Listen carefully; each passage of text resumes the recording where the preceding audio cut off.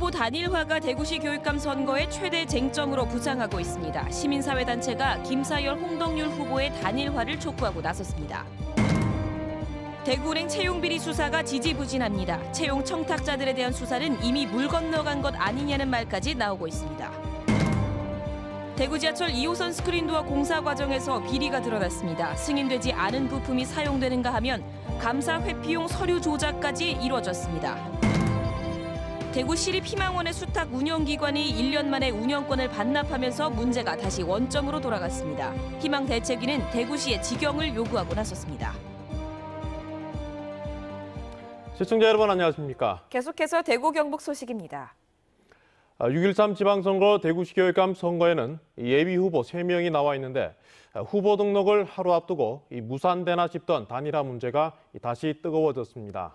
시민사회단체가 대구 교육을 바꾸기 위해 홍덕률, 김사열 후보가 단일화할 것을 촉구하고 나섰습니다. 이상원 기자가 보도합니다.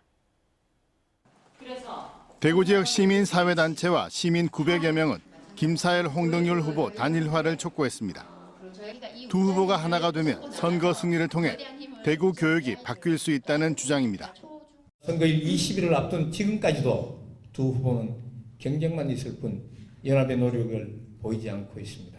두 후보가 현명하고 통 크게 후보 단일화를 결단한다면 수많은 시민들이 응원하여 이번 선거를 반드시 승리로 이끌어낼 것입니다.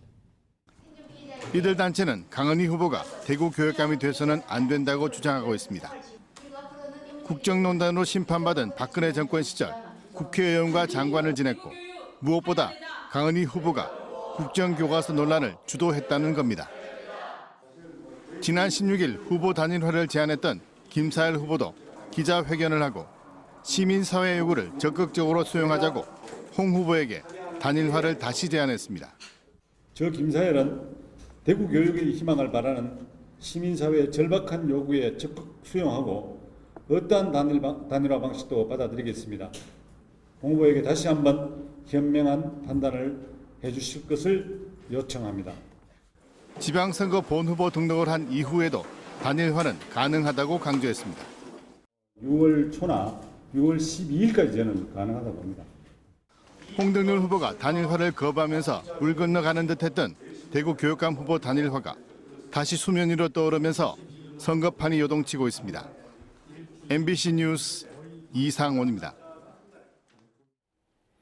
장규열 경북교육감 후보는 오늘 포항시청에서 기자회견을 열고 경북교육 개혁을 실천하기 위해 임종식 후보와 단일화한다고 선언하고 자신은 출마를 포기했습니다. 장 후보는 임 후보의 상임 공동선대위원장을 맡기로 했다며 선거에서 승리하면 도교육청 직속으로 인사위원회를 설치해 공평한 인사정책을 펴겠다고 밝혔습니다. 정의당 심상정 공동선대본부장은 오늘 포항을 찾아 오랜 보수 일당 체제로 개혁은 실종되고 민생은 피폐해졌다며 경북의 정치를 근본적으로 바꿔야 한다고 주장했습니다. 심상정 의원은 경북은 경제 성장률이 금융 위기 이후 3분의 1 수준으로 떨어졌고 극심한 인구 유출로 지역 소멸 가능성이 가장 큰 지역으로 꼽힌다며 6.13 지방선거에서 정의당에 정당 투표해달라고 호소했습니다. 인권유린과 각종 비리로 말썽을 빚던 대구 시립희망원, 결국 1년 전 희망원 운영기관이 교체됐습니다. 그런데 바뀌었던 운영기관이 최근 운영권을 다시 반납해 문제는 원점으로 돌아갔습니다. 윤영균 기자가 취재했습니다. 지난해 6월부터 대구 시립희망원을 운영하던 전석복지재단이 1년 만에 대구시의 희망원 운영권을 반납했습니다. 전석재단은 거주인 인권과 직원들 처우 개선을 위해 행정적 지원을 대구시에 요청했지만 받아들여지지 않았고 대구시는 운영 5달 만에 강압적으로 지도 점검을 한 뒤 언론에 흘렸다며 반납 이유를 밝혔습니다. 시민단체와 복지단체들로 구성된 대구희망원 대책위원회에서는 대구시가 처음부터 단추를 잘못 끼운 참담한 결과라고 비판합니다. 지난 2016년 11월 대구구 천주교회 유지재단이 희망원 운영을 포기했을 때 대구시가 또다시 민간에 맡기기로 한 것이 문제의 발단이라는 겁니다. 대책위는 지금이라도 대구시가 희망원을 직접 운영하면서 거주인의 사회 복귀, 즉 탈시설로 전환할 것을 요구하고 있습니다.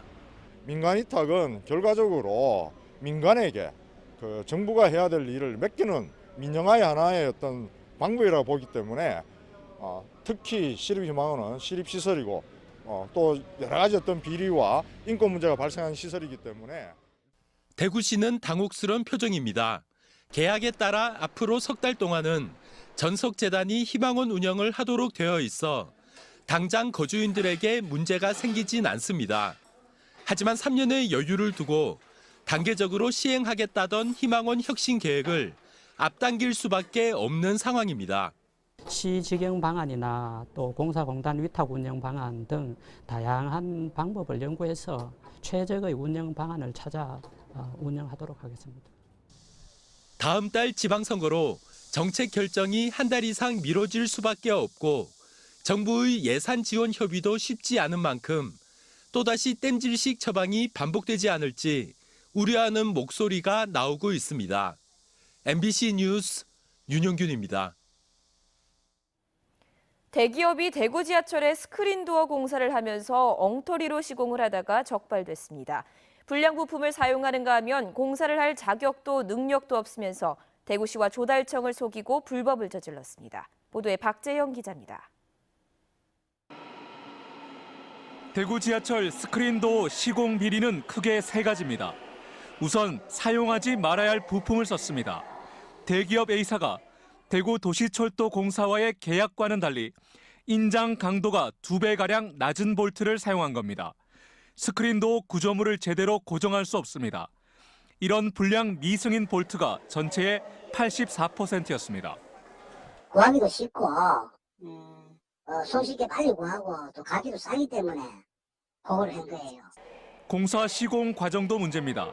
스크린도어 공사 시설과 자격이 없는 A사는 없는 실적을 만들어 조달청 공사를 따냈습니다. 공사를 따낸 이후 실제 공사는 하도급 업체가 도맡았습니다. 이 대기업이 중소기업에 일괄 하도급을 줌으로써 이 관리 감독의 사각지대가 발생해서 자칫 부실 시공으로 이어질 수도 있는 범행을 밝혀내 향후 유사 사례 재발을 방지했던 점이 이번 수사의 의의라고 생각합니다. 조직적인 비리 은폐 행위도 적발됐습니다. 문제가 불거지자 A사는 미승인 부품 개수를 축소하는 가짜 자료를 대구시에 제출했습니다. 하도급 업체의 계약직 직원을 채용해 실제로 자기들이 공사를 하는 것처럼 꾸몄습니다. 검찰은 대기업 전 시스템 사업실장 55살 A씨 등 10명을 적발해 이 가운데 중간 관리자인 46살 B씨와 공사 현장 소장인 57살 C씨를 구속 기소하고 나머지 8명은 불구속 기소했습니다. MBC 뉴스 박재영입니다. 대구은행 채용 비리가 한동안 지역사회를 떠들썩하게 했는데 누가 채용을 청탁했는지는 말이 없습니다. 검찰이 차기 대구은행장 내정자가 관련된 문제에 대해서도 의지가 없는 것 아니냐는 비난을 받고 있습니다. 윤태호 기자가 취재했습니다. 대구은행 채용 비리 사건과 관련해 은행 전현직 임직원 8명이 기소됐습니다. 하지만 공소장에 경산시 공무원 아들 채용건은 빠져 있습니다. 검찰이 대구은행 채용 비리 수사를 아직 마무리하지 않았다는 얘기입니다. 7천억 원 규모 경산시 금고를 유치하면서 경산시 담당 공무원 아들의 점수를 올려 채용했다는 증언은 이미 검찰도 확보했습니다. 생각하되 회장님한테 보고하고 보고하고 공무원한테 제가 고쳐갖고 이제 해줬는 거지. 그래서 그건 있는 대로 진술했기 때문에 이제 장례자가 있지. 검찰이 아직 결론을 내지 못하는 것은 결정적인 증거를 확보하지 못했기 때문입니다. 차기 대구은행장으로 내정된 사람도 이 문제와 관련이 있습니다. 금고 선정 당시 경산 담당 본부장을 하면서 공무원 아들의 응시 사실을 본부 임원에게 전달하는 등 적지 않은 영향력을 행사했다는 의심을 받고 있습니다.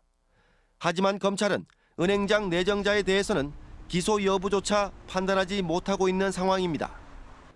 채용 청탁자들에 대한 수사는 이미 물 건너간 것 아니냐는 말까지 나오고 있습니다. 고위공직자나 사회 고위층 이름이 포함된 청탁 리스트를 확보해 놓고도 검찰은 수사 의지조차 내비치지 않고 있습니다. 검찰은 대구은행 채용 비리 수사를 큰 부분에서는 마무리했다고 발표했습니다. 그렇다면 차기 대구은행장 내정자와 사회 고위층 청탁 문제는 없던 일이 되는 것인지 지역민들은 의심스러운 눈으로 검찰 수사를 지켜보고 있습니다. MBC 뉴스 윤태호입니다. 지난밤 내리던 비가 모두 그치고 다시 파란 하늘이 드러났습니다. 따스한 햇살에 활동하기는 좋습니다만 자외선이 갈수록 강해지는 계절입니다. 자외선 피해와 차단법을 김영은 기상캐스터가 전해드립니다. 아침까지 비가 내리면서 출근길 도로를 촉촉히 적셔주었는데요. 비가 그치고 다시 맑은 하늘이 드러났습니다. 눈부신 파란 하늘을 맞아 수성못에는 335 산책 나온 시민들을 쉽게 찾아볼 수 있습니다. 반가운 햇볕에 공기질도 깨끗해 앞산 충운탑에선 시내가 한눈에 들어왔습니다. 우리 지역 오늘 미세먼지 농도 보통 단계 보이면서 이곳 대구 도심이 훤히 보일 정도로 시야가 아주 깨끗합니다. 햇살도 따뜻하게 비치면서 바깥 활동하기 참 좋았는데요. 그런데 그만큼 자외선 지수가 무척 높습니다. 강한 자외선은 우리 피부에 해를 입히기 쉬워 자외선 차단에 각별히 신경 써야 합니다. 노출이 많이 될 때 그 햇빛으로 인해서 피부암 등 여러 가지 색소성 질환 등 피부염이 악화되거나 이럴 수가 있습니다. 자외선 차단제는 더 빠른 게 굉장히 중요하고, 두 번째는 11시에서 3시 사이가 자외선 광량이 굉장히 노출이 심하기 때문에 그때 두껍게 발라야 됩니다. 더 나아가 자외선이 강한 날에는 수십 분 이내에 화상을 입을 수도 있어 장시간 햇볕 노출을 삼가야 하고, 창이 넓은 모자나 양산, 선글라스 등을 착용하는 것이 중요합니다. 지금까지 기상캐스터 김영은입니다. 오늘 오전 9시 30분쯤 안동시 풍산읍 서안동 농협의 고추유통센터 창고에서 불이 났습니다.